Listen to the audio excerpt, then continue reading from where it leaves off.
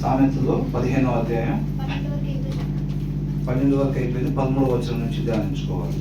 సంతోష హృదయము ముఖమునకు తేటనిచ్చును. సంతోష హృదయము ముఖమునకు తేటనిచ్చును. ముఖమునకు తేటనిచ్చును.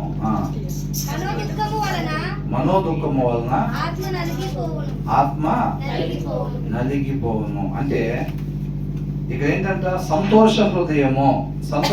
హృదయం సంతోషం ఉండేది ఎప్పుడు? హృదయం ఎప్పుడు సంతోషం ఉండదంట. సంతోష హృదయం అంటే ఏంటి? హ్యాపీనెస్. అవునా? ఆ హృదయంలో వాక్యం సమృద్ధిగా ఉన్నప్పుడు ఆ హృదయం ఎలా ఉండదంట? సంతోషంగా ఉండిద్ది. అప్పుడు ఏమైందంట? సంతోష హృదయం ముఖానికి తేటనిచ్చును అని అంటాడు. అంటే మోషే ఆ 10 ఆజ్ఞల కోసం కొండ మీదకి వెళ్ళి వచ్చేటప్పుడు ఉపవాసం ఉన్నాడా లేదా? ఉపవాసం ఉండి శారీరకంగా ఏమి భుజించలేదు, కానీ దేవుని వాక్కు సమృద్ధిగా భుజించాడు. కాబట్టి కిందకు వచ్చేసరికి ఆయన ముఖం ఎలా ఉందంట? ప్రకాశిస్తా ఉందన్నమాట. ఎక్కడి నుంచి వచ్చింది ఆ ప్రకాశం? తన హృదయంలో సమృద్ధిగా దేవుని మాట ఉండటం వలన తన ముఖం ఏమవుతుందంట? ప్రకాశిస్తా ఉంది అని అంటాడు. అందుకనే సంతోష హృదయం ఏం చేసిద్దంట? ముఖానికి తేటనిచ్చిద్ది అనమాట. కాబట్టి మన హృదయంలో సమృద్ధిగా ఎల్లప్పుడు ఏముండాలంట? వాక్యాన్ని కలిగి ఉండాలన్నమాట. అలా కాకుండా ఒకవేళ హృదయంలో వాక్యం లేకపోతే మనోదుఃఖము, అవునా, అదేం చేసిందంట? ఆత్మని నలిపివేసింది అనమాట. ఏంటో చిక్కిపోయేవేంటి అని అంటారు. చిక్కిపోయేవేంటారు, లాగేసేవేంటి, అసలు మనిషివి తినట్లేదా అని అంటారు. అవునా? అలాగా మనిషి నలిగిపోతాడు అనమాట. శారీరకంగా కానీ సరిగ్గా ఆహారం తీసుకోకపోతే మనిషి ఏమవుతాడు? నలిగిపోతాడు. అదే ఆత్మకు సరైన ఆహారం లేకపోతే ఆత్మ ఏమైందంట? నలిగిపోయింది అనమాట. అర్థమైందండి? మనోదుఃఖము, హృదయంలో వాక్యం సమృద్ధిగా లేకపోవటం వలన అదేమైందంట? ఆత్మని నలిపివేసేదిగా ఉండిద్ది. ఆత్మ చక్కగా ఆరోగ్యంగా ఉంది అని ఎట్లాగా నలిగిపోయి ఉంటామా?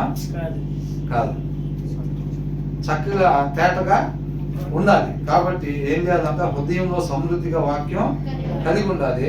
హృదయంలో వాక్యం లేకపోతే బయట శారీరకంగా కావాల్సిన చక్కటి ఫ్రూట్స్ తింటున్నాం అనుకోండి, శరీరం మాత్రం ఇదిగా ఉండిద్ది, కానీ ఆత్మ ఏమైపోయింది? నలిగిపోయింది అనమాట. కాబట్టి ఈ వచనం ద్వారా మనం ఏం నేర్చుకోవాలి? సమృద్ధిగా మన హృదయంలో ఎల్లప్పుడూ వాక్యం ఉండాలన్నమాట. ఆనందకరమైన హృదయం కలిగి మనం ఉండాలి. అది మన ముఖానికి ఏం చేసిందంట?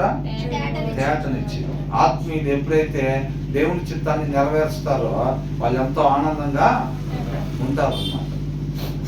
కొంతమంది చూడండి, ఆత్మీయ నిజమైన విశ్వాసులుగా ఉండే వాళ్ళకి లోక సంబంధంగా ఎంతో మంచి ఆహారం తిన్నప్పటికీ ఆత్మీయంగా వాళ్ళు కానీ మంచిగా నడిపింపబడలేదు అనుకోండి, వాళ్ళు ఏదో దిగులుగా ఏదో పోగొట్టుకున్నట్టుగా ఉంటారు. ఆనందం లేకుండా ఉన్నట్టుగా ఉంటారు.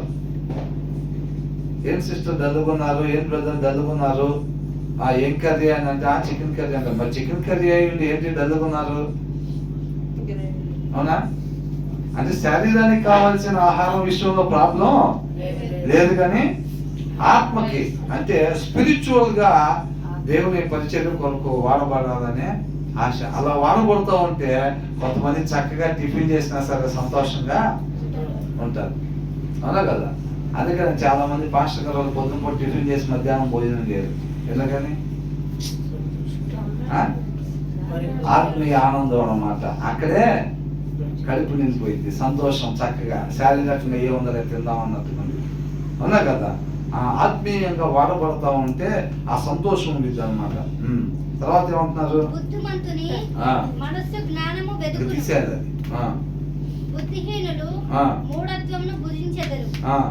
బుద్ధిమంతులు ఏం చేస్తారంట?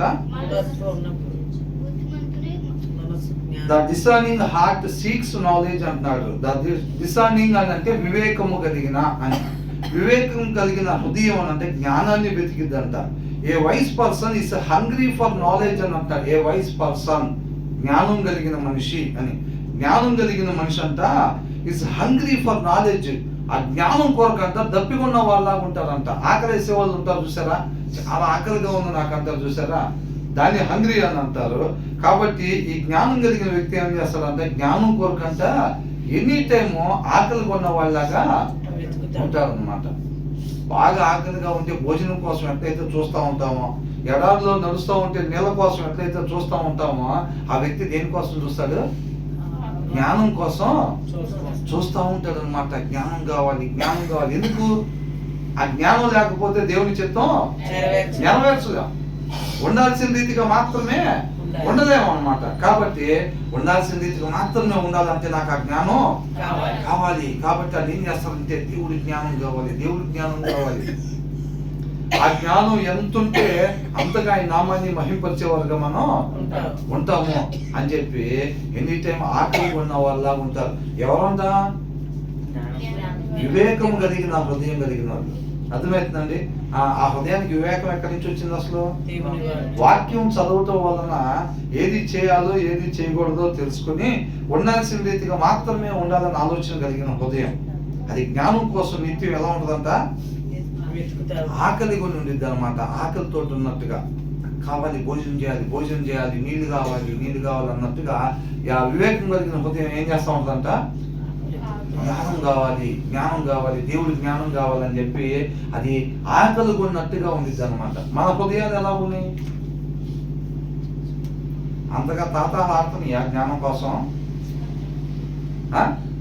ఒకవేళ అలాగ తాతాలు ఆడకపోతే కనుక అవి సరి చేసుకోవాల్సింది ఉంది. అవునా కదా? మరి మనం వివేకం కలిగే ఉండాలి కదా. వివేకం కలిగి ఉంటేనే నిత్య జీవానికి వెళ్ళేది. మన హృదయం నిజంగా వివేకం కలిగి ఉంటే కనుక మన హృదయం కూడా జ్ఞానం కోసం ఆకలిగా ఉంటా ఉండిద్ది అనమాట. ఎప్పుడు కూడా కావాలని కోరుకుంటా ఉండిద్ది. మన హృదయం అలా కోరుకోవట్లేదు అని అంటే అది వివేకం కలిగి లేదు. అర్థమవుతుందండి? వాక్యం లేని హృదయం ఎలా ఉంటుందంటే వివేకం లేకుండా ఉంటుంది, అవివేక హృదయంగా ఉండిద్ది. అదే వివేకం కలిగి కానీ హృదయం ఉన్నట్టయితే అది నిత్యము దేవుడి జ్ఞానం కొరకంతా ఆకలిగా ఉన్నట్టుగా ఉండిద్ది. ఆ జ్ఞానం కోసం ఎదురు చూస్తూ ఉంటుంది అనమాట. అంటే వాక్యం చదవాలి, వాక్యం చదవాలి. చాలా మంది రాత్రి 10 అధ్యాయాలు చదువుతారు, ఒక మంచి జ్యూస్ సారాంశం వాళ్ళు తీసుకుంటారు. అయినా సరే దాని తర్వాత రోజు కానీ వాళ్ళకి మళ్ళా పని లేదనుకోండి, వాళ్ళు ఏమనుకుంటారంట మళ్ళా చదవాలి, మళ్ళీ ఇంకొక బుక్ చదవాలి. అర్థమవుతుందా? ఇంకొక బుక్ చదవాలి. ఆ జ్ఞానంతో నింపబడాలి. ఇంకా జ్ఞానవంతుడు మాట్లాడే మాట లోపల ఏదైతే జ్ఞానం కలిగి ఉంటారో ఆ మాటలే మాట్లాడతారో అది జీవవృక్షం లాగా పనిచేస్తుంది అనమాట. అర్థమవుతుందండి? కాబట్టి మన వాక్యం బాగా చదువుతూ ఉండాలి. చక్కగా చదువుతూ ఉంటే మనకి ఎంతో జ్ఞానాన్ని పొందుకుంటాం అనమాట. But the mouth of the fool అంటే అవివేకి. ఫస్ట్ ఎవరి గురించి చెప్పారు? వివేకం కలిగిన హృదయం అంటే జ్ఞానాన్ని వెతుకుతూ ఉంటుంది అంటే ఎనీ టైం. అర్థమవుతుందా? జ్ఞానాన్ని వెతుకుతూ ఉండిద్ది. ఇక్కడ ఏంటంటే mouth of a fool feeds on folly అని అంటున్నాడు. ఇది ఏం బుజ్జిచ్చిద్దంటే అదేం బుజ్జిచ్చిద్దంటే వివేకం కలిగిన హృదయం హంగ్రీ ఫర్ నాలెడ్జ్, జ్ఞానాన్ని బుజ్జించడం కోసం ఎప్పుడు తాతాలాడుతూ ఉండిద్ది అనమాట. ఆకలిగా ఉన్నట్టుగా ఉండిద్ది వివేకం కలిగిన హృదయం. వివేకం లేని హృదయం ఏం బుజ్జిచ్చిద్దంట? మూర్ఖత్వాన్ని బుజ్జిచ్చిద్ది అనమాట. అర్థమవుతుందండి? వాక్యం లేని హృదయం అవివేక హృదయం, వాక్యం కలిగి ఉన్న హృదయం వివేకము కలిగిన హృదయం. వివేకము కలిగిన హృదయము జ్ఞానాన్ని భుజించటానికి ఎనీ టైం ఆకలిగా ఉండిద్ది. అవునా? కానీ అవివేక హృదయం ఏం చేస్తుందంటే ఏం భుజించిందంట? అవివేక హృదయం అని అంటే హృదయంలో వాక్యం లేనిది ఏం భుజించిందని అంటే మూర్ఖత్వాన్ని. ట్రాష్ అన్నారు. ట్రాష్ అని అంటే ఏమీ లేనిది అని. అర్థమవుతుందండి? అంటే వెతకాల్సిన దాన్ని వెతకపోవటం కూడా పనికిరాని దాన్ని వెతికినట్టు అనమాట. ఇక్కడ అదే అంటున్నాడు, but the mouth of A pool అంటే అవివేకి ఏం భుజించటానికి చూస్తూ ఉంటాడంటే ఫీల్స్ అంటే తినటం, పోషిస్తూ ఉంటాడు తన హృదయం. ఎట్లాగా దేని పెట్టి? వాక్యముతో ఆ హృదయాన్ని భుజింపు చేయాలి. ఎప్పుడైనా ఆ జ్ఞానాన్ని భుజింపు చేయాలి. ఎప్పుడైతే వాక్యం లేదనుకోండి, ఆ అవివేక హృదయం ఏం చేసిద్దంటే వాక్యం కాకుండా మిగతాయి ఉంటాయి చూసారా, అది ఏదైనా సరే మూర్ఖత్వమే. అర్థమైందండి? వాక్యం కానిది వాళ్ళు ఏది భుజించినా అదేంటంట మూర్ఖత్వమే అది. కాబట్టి వాళ్ళు నోరు తీస్తే ఏమొచ్చింది, వాళ్ళు ఏది భుజించారో వాళ్ళ లోపల ఏది ఉందో వాళ్ళు నోరు తీసి మాట్లాడినప్పుడు అదే వచ్చింది వాళ్ళ దగ్గర నుంచి. కాబట్టి మూర్ఖుల దగ్గర నువ్వు ఉండబాక, వాళ్ళ దగ్గర నీకు జ్ఞానం ఏమి దొరకదు అని అంటున్నాడు. అవునా? ఎందుకని వాళ్ళు ఏం భుజించరా? భుజిస్తారు. వాళ్ళు భుజించాల్సింది కాకుండా వేరేది వాళ్ళు భుజిస్తా ఉంటారు. అవునా? భుజించాల్సింది ఏంటంట? వాక్యం భుజించాలి. దాంట్లో జ్ఞానం ఉంటుంది అన్నమాట. వీళ్ళు దాన్ని తీసుకోరు. కాబట్టి ఫూల్ ఫీడ్స్ ఆన్ ఫూలీ అని అంటారు. మూర్ఖత్వాన్ని వాళ్ళు ఏం చేస్తారంట? భోజనంగా వాళ్ళు స్వీకరిస్తూ ఉంటారు అనమాట. అది వచ్చిన ద్వారా మన హృదయాన్ని ఎలా ఉండాలి? దేన్ని భుజించడానికి మనం చూడాలి? వాక్యాన్ని భుజించడానికి చూడాలి. అందుకనే అంటున్నారు, ఒకటి లోకం మొత్తాన్ని కూడా సంపాదించుకొని క్రీస్తు లేకుండా ఉన్నట్లయితే ఏంటంట? ప్రయోజనం ఏం లేదు. అంతకన్నా తెలివి తక్కువ ఇంకెవరు లేరంట. అర్థమైందండి? చాలా మంది వాక్యం చదవరు, కాకపోతే శరీరానికి మాత్రం ఎన్ని జాగ్రత్తలు తీసుకుంటారో ఆత్మను మాత్రం గాలికి వదిలి పెడతారు. అవునా? ఆత్మ సంగతి పట్టించుకోరు. శరీరానికి మాత్రం అది తాగకూడదు, ఇదే తాగాలి, అది తినకూడదు, ఇదే తినాలి అని చెప్పి జాగ్రత్తలో తీసుకుంటా ఉంటారు. కానీ ఆత్మ సంగతి ఏంటి? శాశ్వతంగా ఉండేది అదేగా. అవునా కదా? ఒకవేళ ఈ శరీరం ఇప్పుడు మిషనరీలు అనేక మందిని ఆత్మను బలంగా ఉంచుకొని శారీరకంగా వాళ్ళు కృషించిపోయే వాళ్ళ ఉంటారు. అది అనేక దెబ్బలు తింటూ ఉంటారు. డేవిడ్ లివింగ్స్టన్ ఒక కంటి లోపలికి ముళ్ళు గుచ్చుకొని పోయింది. కుడి భుజం ఎడం భుజం అయితే ఒక సింహం కొరికేసింది పరిచయం చేసే టైంలో. అర్థమవుతుందండి? ఆయన ఇంటికి వెళ్తే వాళ్ళ భార్య గుర్తుపట్టలేదంట. అట్లాగా అయిపోతున్నారు వీళ్ళు సిటీ స్టడ్స్. అంత పెద్ద పెద్ద మిషనరీలు వాళ్ళు కోట్ల రూపాయల ఆస్తులు పేదవాళ్ళకి ఆశ్రమాలకి రాసేసి వాళ్ళు వెళ్ళి పరిచయం చేసిన వాళ్ళు ఉన్నారు. ఆ పరిచర్యకు కావాల్సిన డబ్బులు ఈ పిల్లలను చూసుకుంటా భార్య వేరే ఊర్లో ఉండి అక్కడి నుంచి టైలరింగ్ పనులు అవి చేసుకుంటా ఆ డబ్బులు పరిచర్యకు పంపిస్తా ఉన్నారు. అర్థమవుతుందా? వాళ్ళ భర్త వచ్చినప్పుడు అంట వాళ్ళ భార్య గుర్తుపట్టలేదంట. వచ్చి ఇంటి ముందు నుంచుంటే అంటే వాళ్ళ శరీరం ఎట్లయిపోయింది? ఇక్కడ కోట్లు సంపాదించినప్పుడు చక్కగా తెల్లగా, అవునా, ఎండలకి బాగా తిరగకుండా అలాగే ఉండేవాళ్ళు. ఎప్పుడైతే సత్యం ద్వారా పట్టబడ్డారో తర్వాత ఏంటి? ఎండ అనేది లేదు, వాన అనేది లేదు. ఎవరైతే అవసరతల్లో ఉన్నారో, ఎవరైతే ఆత్మ వాక్యం లేకుండా నశించిపోతా ఉన్నారో వాళ్ళ కోసం ముళ్ళు గుచ్చుకున్నా లేకపోతే మృగాలు దాడి చేస్తున్నా పట్టించుకోకుండా ఆ ఏరియా అట్లాంటి ఏరియాలు అనమాట. ఆఫ్రికాలో ఆ ఏరియాలో వాళ్ళు పరిచర్యలు చేసేవాళ్ళు. అర్థమవుతుందండి? అలా రేపు పునరుద్ధానంలో తిరిగి లేచిన తర్వాత వాళ్ళ శరీరాలు ఎలా లభిస్తాయి? చక్కటి దేహాల్లాగా మళ్ళీ లేపిస్తాయి. అవునా కదా? ఆత్మని జాగ్రత్తగా తెలియగల వాళ్ళు, వివేకం కలిగిన వాళ్ళు ఏం చేస్తారంటే ఆత్మని జాగ్రత్తగా చూసుకుంటా ఉంటారు అన్నమాట. అవునా కదా? కాబట్టి చాలా మంది ఏంటంటే క్రైస్తవులు అని చెప్పబడే వాళ్ళు కూడా ఆత్మకు పెద్ద ప్రాధాన్యత ఇవ్వరు, కానీ శరీరానికి మాత్రం చక్కగా తల ఎంటుకలు ఊడిపోకుండా ఉండడానికి ఏం రాసుకోవాలి, మొహం తేటగా కనపడడానికి ఎనీ టైం ఏం పూసుకోవాలి, ఏ కలర్ డ్రెస్ వేసుకుంటే నేను అట్రాక్టివ్గా కనపడతాను, ఎలా నడిస్తే యూత్లా కనపడతాను, వీటికి ఎక్కువ ప్రాధాన్యత. ఆత్మ సంగతే ఆత్మ బలహీనంగా ఉందన్నమాట. అవునా? అలా ఉండకూడదు. మన హృదయాలు ఎలా ఉండాలంట? వివేకము కలిగిన హృదయాల్లాగుండి జ్ఞానం కోసం ఎప్పుడు తహతహలాడుతూ ఉండాలి. జ్ఞానాన్ని సంపాదించుకోవడానికి తహతహలాడుతూ ఉండాలి. ఆ జ్ఞానం ఎక్కడ ఉంటుంది? వాక్యంలో ఉండింది. కాబట్టి అక్కడ వాక్యం చెప్పబడతా ఉంది అని అంటే పరిశుద్ధాత్మ దేవుడు అది సత్యం, వాళ్ళు సత్యమే చెబుతారని మనం ప్రేరేపించినప్పుడు ఖచ్చితంగా మనం అక్కడికి వెళ్ళిపోతూ ఉంటారు. వీళ్ళు ఇంకొక దగ్గరికి వెళ్తూ ఉంటారు. ఒకవేళ ఎక్కడికి లేకపోతే కనుక వీళ్ళే చక్కగా కూర్చొని ఇంటి దగ్గర బైబిల్ చదువుకుంటూ ఉంటారు అన్నమాట వాళ్ళు. అవునా కదా? జ్ఞానాన్ని సంపాదించుకుంటూ ఉంటారు. జ్ఞానవంతుడంట ఇంకా జ్ఞానం వచ్చినప్పుడు దానికి యాడ్ చేసుకుంటూ వెళ్తూ ఉంటాడంట. జ్ఞానవంతుడు మనకు తెలుసుగా, ఆల్రెడీ మన దగ్గర కొంత జ్ఞానం ఉందిగా అని అనుకోడంట. అర్థమవుతుందండి. తెలిసినా సరే చాలా మంది చూడండి, ఎంతో బాగా వాక్యం తెలిసినప్పటికీ కూడా వాళ్ళు వచ్చి కామ్గా కూర్చొని వినేవాళ్ళుగా ఉంటారు. ఎక్కువ మంది, చాలా మంది వచ్చి వింటా ఉంటారు అనమాట వాళ్ళు. తర్వాత ఏమంటున్నారు? బాధపడువాని దినములన్నీయు శ్రమకరములు. All the days of the oppressed are wretched అని అన్నారు. All the days of the oppressed. Oppressed అంటే అనధికారంగా, అన్యాయంగా అధికారాన్ని ఉపయోగించటం అని. ఆ రోజున అవ్వ చేసిన పని ఏంటి? సృష్టికర్త మాట సృష్టి వినాలి. వినకుండా ఏం చేసింది?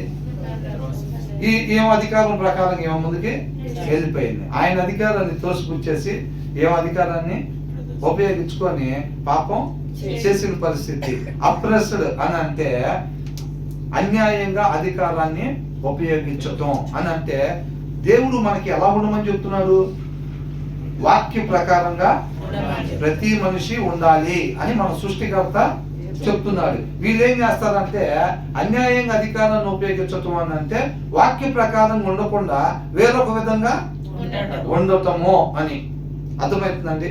వాక్యాన్ని అనుసరించిన వాళ్ళు ఉంటారు చూసారండి, వాళ్ళంతా వాళ్ళ దినాలు మొత్తం కూడా నీచమైన దినాలుగా ఉంటాయి అని అంటున్నారు అన్నమాట.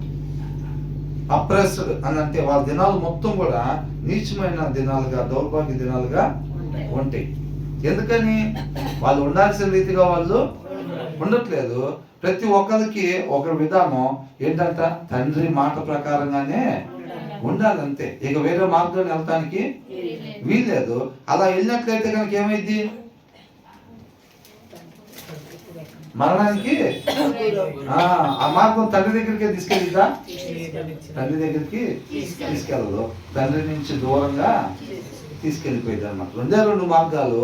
ఒకటి, వెళ్ళాల్సిన మార్గంలో వెళ్తే తండ్రి దగ్గరికి వెళ్తాం, జీవాన్ని పొందుకొని నిత్యం ఆయనతో పాటు ఉంటాం. ఆయన వద్దన్న దారిలో పోతే తండ్రి దగ్గర నుంచి దూరంగా రెండో వైపు ఏముంటది? మరణం ఉంటుంది. అవునా? మరలా మరణానికి దగ్గరికి వెళ్ళిపోతా ఉంటారు అన్నమాట. అర్థం. వాక్యాన్ని అనుసరించకపోతే ఈ ఒక్క మాటేగా అబద్ధవాడితే ఏమైంది అని అంటే తండ్రి దగ్గర నుంచి ఒక అడుగు అవతలకి వేసినట్టే, దూరం చేసినట్టే. అవునా? వాక్యంలో వద్దు అన్న పని ఏదైతే మనం చేస్తున్నామో ఇదొకటేగా చాలా మంది 100 చేసేవాళ్ళు ఉంటారు. మనలో మొత్తం ఎత్తినా ఒక 20 దొరుకుతాయి. ఏంటంట? మొత్తం ఎత్తినా ఒక 20 దొరుకుతాయేమో.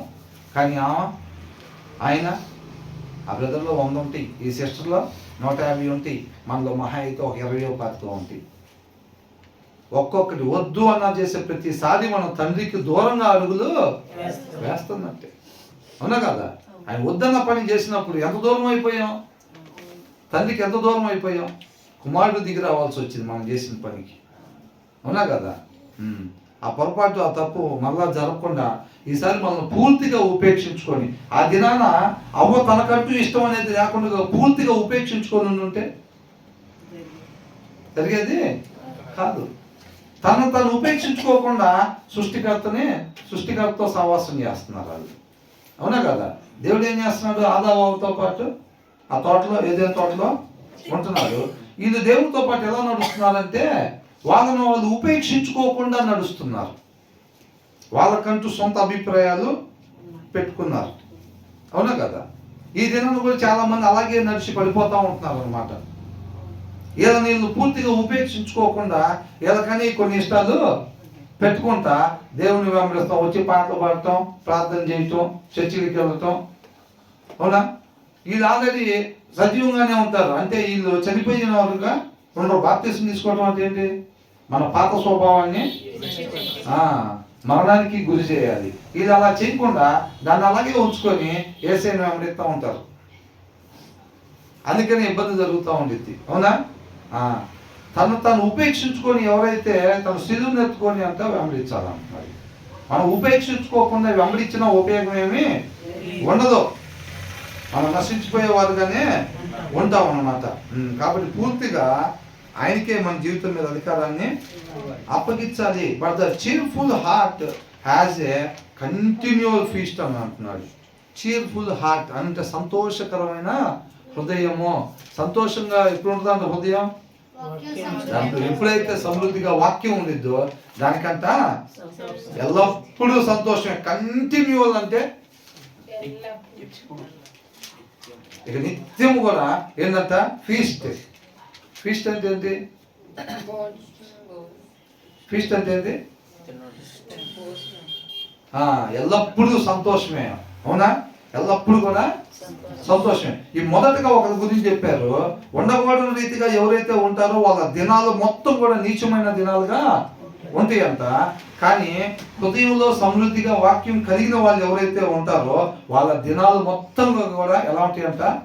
సంతోషకరంగా వాళ్ళ దినాలు ఉంటాయి అన్నమాట. ఎల్లప్పుడూ వీళ్ళకేమో సంతోషము, హృదయంలో ఎవరికైతే వాక్యం ఉంటుందో వాళ్ళ దినాలు మొత్తం కూడా సంతోష దినాలుగా ఉంటాయి. ఎవరైతే ఉండకూడని రీతిగా ఉంటున్నారో వాళ్ళ దినాలు మొత్తం కూడా నీచమైన దినాలుగా ఉంటాయి. అవునా కదా?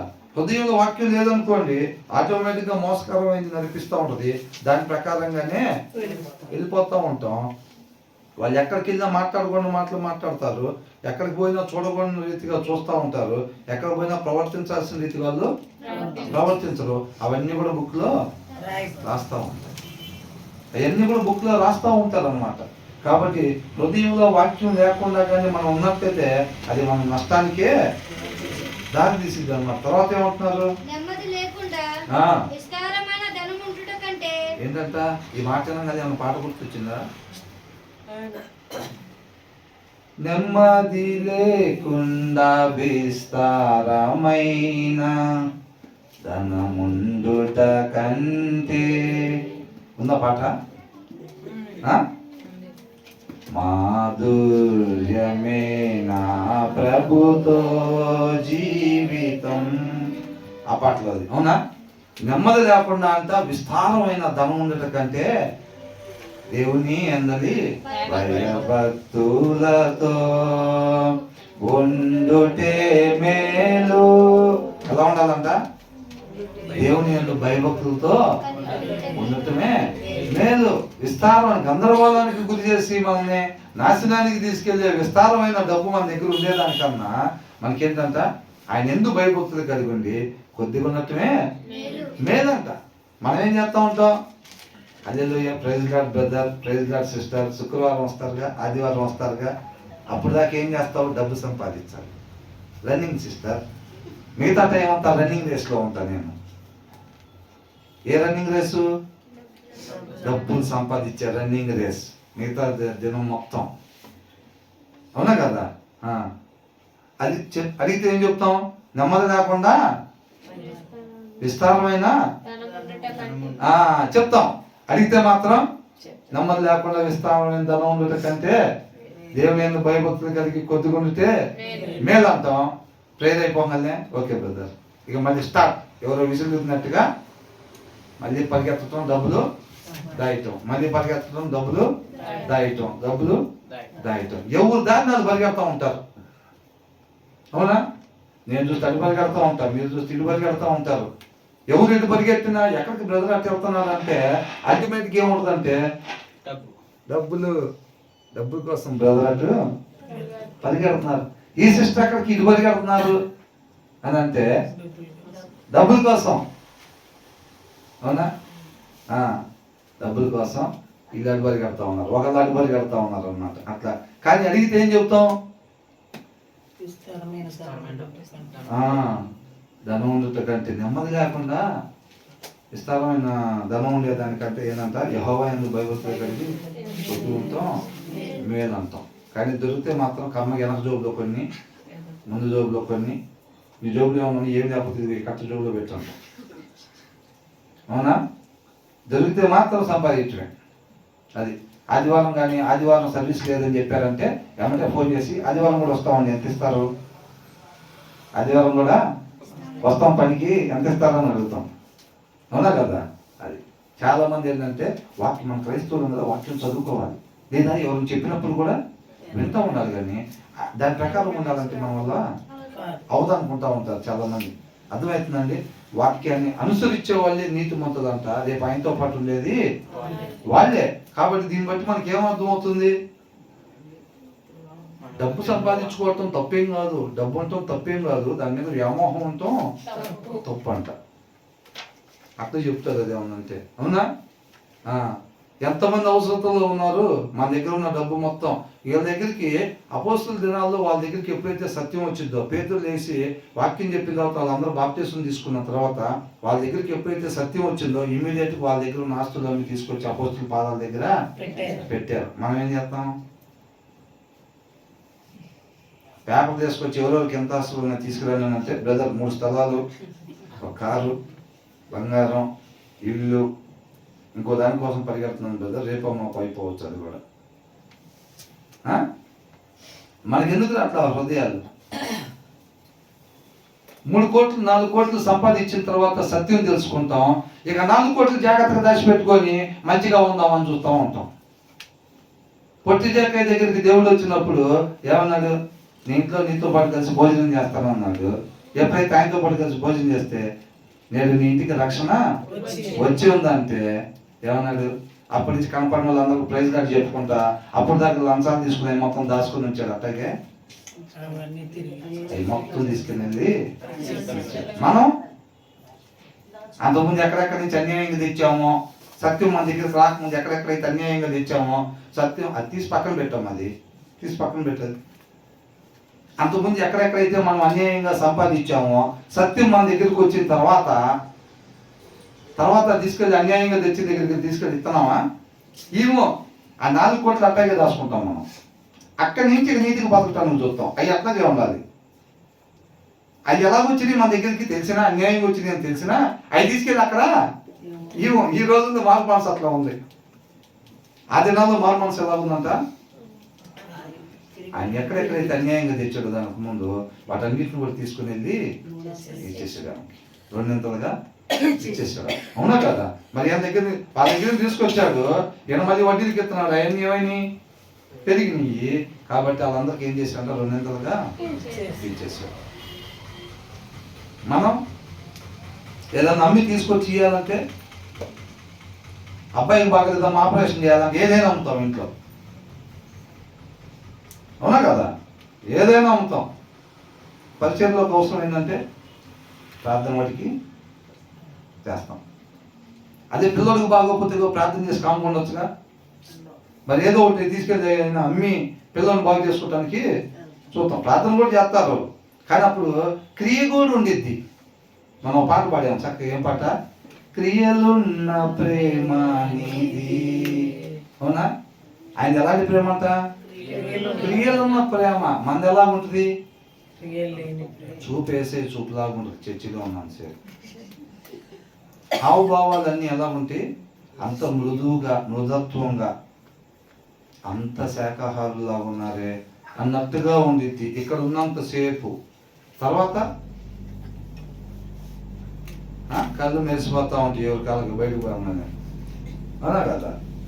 కాబట్టి మార్పు వస్తే అది మన క్రియల్లో కనపడాలన్నమాట.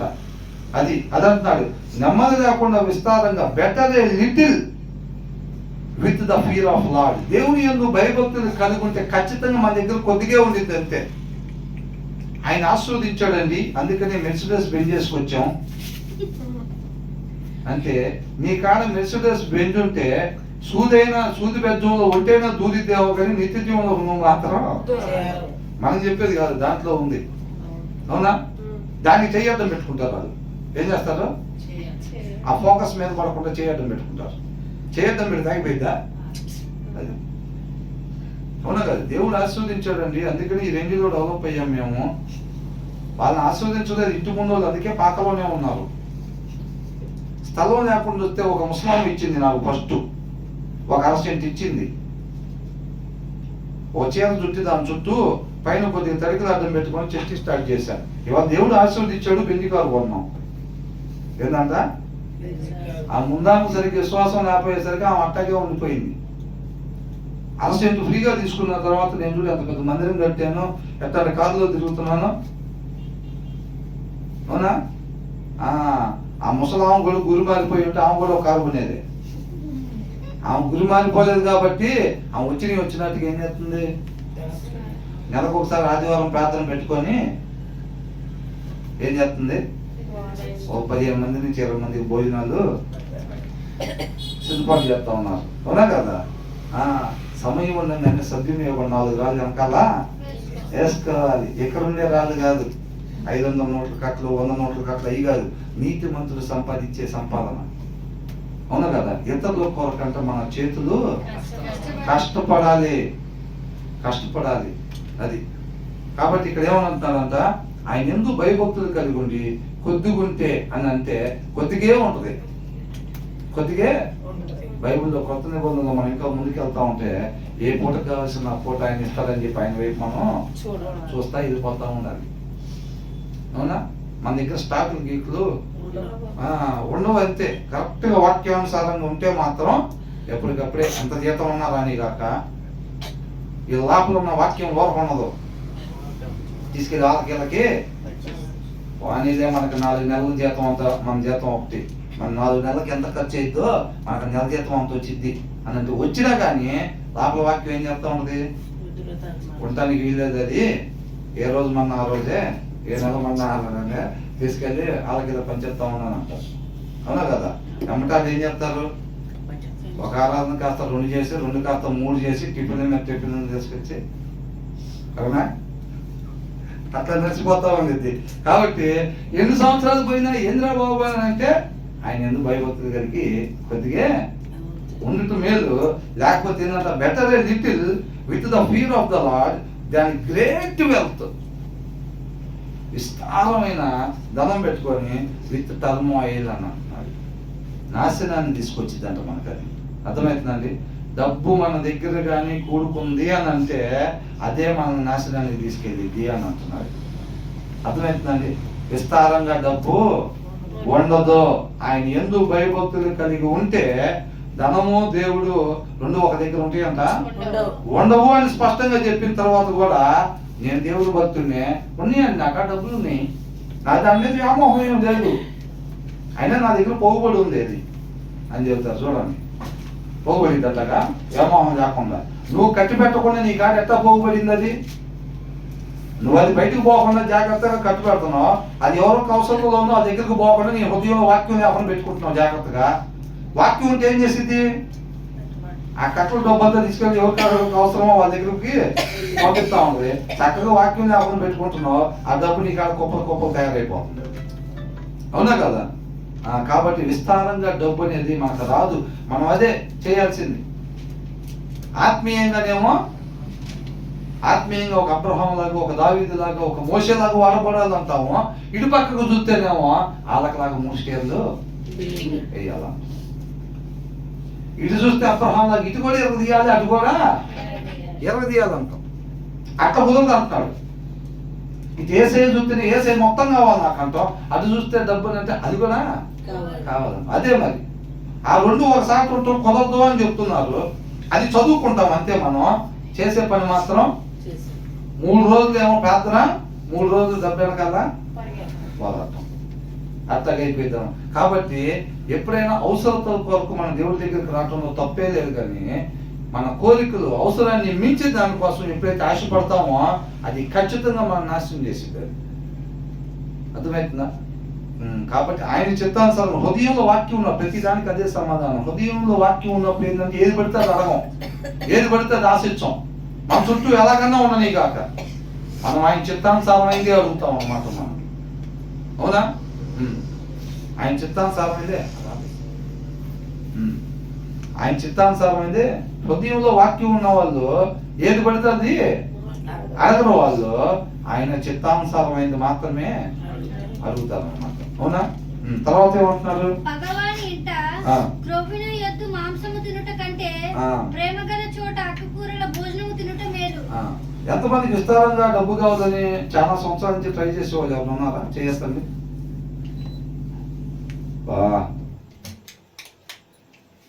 నేను ఒక్కనే అనుకుంటా. ఎవరైనా ఉన్నారా? విస్తారంగా డబ్బు కావాలని ఎన్నో సంవత్సరాల నుంచి ప్రయత్నం చేస్తున్నామని ఎవరు లేరా? ఫస్ట్ పుట్టిన కాడి నుంచే మేము దేవుడైన భయభక్తులు కలిగి కొద్దిగుంటే సాలని మా తాపత్రయం కూడా అదేనండి. అసలు మన తాపత్రయం కూడా అదేనా? విస్తారంగా డబ్బు గురించి జడ్సన్ ఏం లేదా? అటు పోవాలి ఇటు పోవాలి విదేశాలు వెళ్ళాలి అర్జెంటుగా అంటున్నావుగా. అర్జెంట్ విదేశాలు దేవుని భయభక్తులు కలిగి కొద్దిగుండే వాళ్ళు విదేశాల్లో ఏం పని మామూలుగా మళ్ళా మాట. అవునా? అర్జెంటుగా వెళ్ళిపోవాలి, కుదిరితే మధ్యాహ్నానికి వెళ్ళాలి, అదే సాయంత్రానికి వెళ్ళాలి, ఆస్ట్రేలియా పోవాలి, యూకే పోవాలి, అమెరికా పోవాలి, కుదిరితే అన్నీ దేనికోసం? కొద్దిగా ఉండటం కోసమా? మనం స్టార్ట్ చేసామని అంటే చాలు, మిగతాది కంప్లీట్ చేస్తారు. వదిలిపెడితే మాత్రం ఎగిరిపోవటానికి రెడీగా ఉంటారు. ఆయన కృపను బట్టి అయినా మీకు మంచిది కాదని పేపర్ తోక పట్టుకుని చూస్తాడు. ఇదో తునీకులు ఏం చేసేవాళ్ళని చిన్నప్పుడు అది ఎగురుతానికి గట్టిగా ప్రయత్నం చేస్తాం. మనం ఏం చేస్తాం? తునీకం పట్టుకుని వచ్చాం. ఆయన కృపామయుడు కాబట్టి మీకు మంచిది కాదు అని చెప్పి ఆయన అంకాలు ఇటు పట్టుకుంటున్నాడులే, కానీ రెక్కలోపటం మాత్రం ఆపం మనం. ఒక్కసారి వద్దు ప్రభు వాళ్ళకలాగా ఒక్క రౌండ్ వేసి రావాలి ప్రభు. ఆ కారులో తిరిగితే, ఆ డాబా మంది అయితే, ఆ కోటు మనం వేస్తే, అవునా, ఒక్క రౌండ్ ఆ హోటల్లో పుట్టి మనం తింటే అసలు ఒక్కసారి వద్దు ప్రభు. ఎప్పటికప్పుడు అదే పని. వద్దురా మీకు మంచిది కాదని అంటే రెక్కలు ఊపుతానే ఉంటాం. ఎవరిని చూసినా అదే. ఎన్నిసార్లు చెప్పానంటే ఎవరికాడు ఆ దారిని బట్టి నేను పరిగెడతా ఉంటాను, ఈ దారిని మీరు పరిగెడతా ఉంటారు. వదిలిపెడతారు సార్ ఎవరికాడు రెక్కలు ఊపే పని. ఎగిరిపోవాలి, స్థానం సంపాదించాలి అని చెప్పి ఆశ. ఆయన కృపామయుడు కాబట్టి, అవునా, మనం నాశనం చేసే దానికి వెళ్ళి మనం పోకుండా, మనం ఎన్నిసార్లు అడుగుతున్నా తాపత్రయపడి పరిగెడదామని చెప్పి ప్రయత్నం చేసినా సరే ఆయన మనం పోనీయకుండా మనల్ని అట్టు పెడుతున్నాడు. ఎన్నో సంవత్సరాల నుంచి జరుగుతుంది పోరాటం. నా దగ్గర అయితే జరుగుతుంది, మరి మీ దగ్గర నాకు తెలియదు. కానీ తర్వాత ఏంటంట,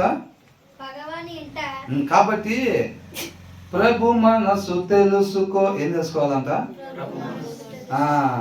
ఏం చేయాలి? వాక్యాన్ని చదువుకో అని అంటున్నాడు.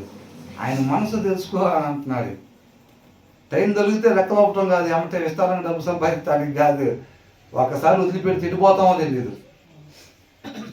పొద్దుగూకులు అట్లా అంటారు. ఎన్నిసార్లు చెప్పినా వింటలేదు కదా అని ఒక్కసారి అట్లా వదిలిపెట్టాడు అనుకో, వెళ్ళిపోతాం అడ్రస్ లేకుండా పోతాం మనం అయితే. అది కాబట్టి ఆయన మనసు ఎదిగి నడుచుకోవాలి. ధ్యాస ఆయన మీద, సృష్టికర్త మాట మీద.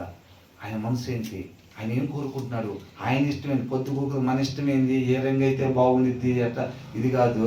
ఆయనకి ఏదైతే ఇష్టం, ఎలా ఉంటే ఇష్టం, ధ్యాస మొత్తం అక్కడ ఉండాలన్నమాట. తర్వాత వచ్చిన ఏంటంట,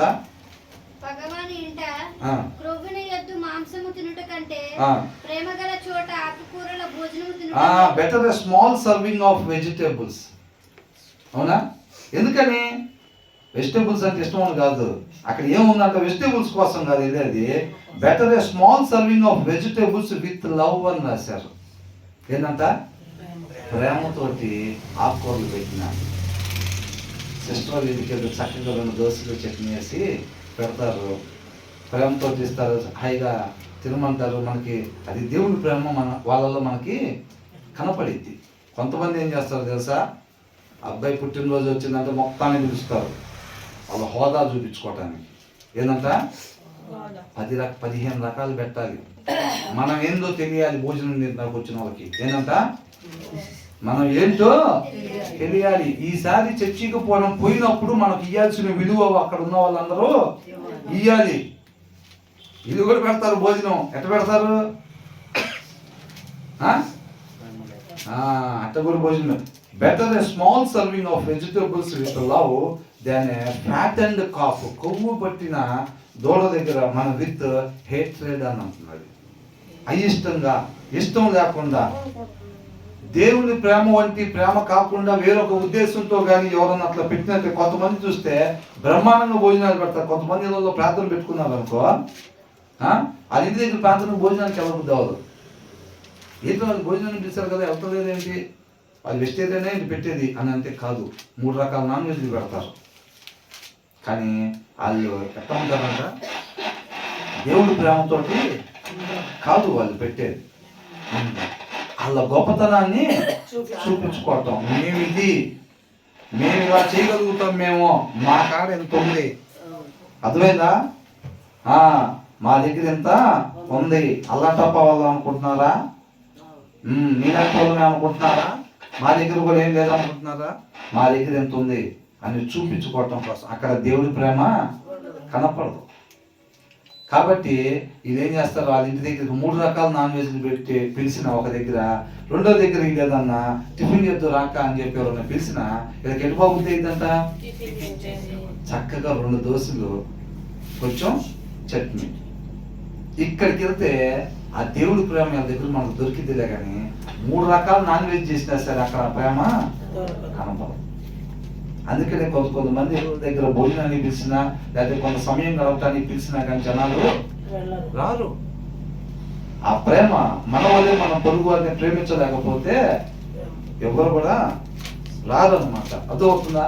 అలాగే ఎప్పుడు కూడా ఉండకూడదు, ఎప్పుడు కూడా అలాగా ఉండకూడదు. కాబట్టి మన వల్లే మనం పొరుగు వారిని ప్రేమించే వాళ్ళుగా ఉండాలి మనం. అర్థమవుతుందండి? ఇవాళ ఇంతవరకు ఆపుదాం, మిగతాది తర్వాత ధ్యానించుకుందాం. ఎన్నో వచ్చిన వరకు అయింది? 17 వచ్చిన వరకు అయింది.